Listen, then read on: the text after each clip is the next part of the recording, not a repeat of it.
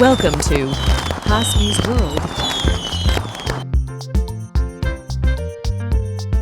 ஒரு வெப்பமான கோடை நாள், ஒரு காகம் தாகத்துடன் தவித்தது.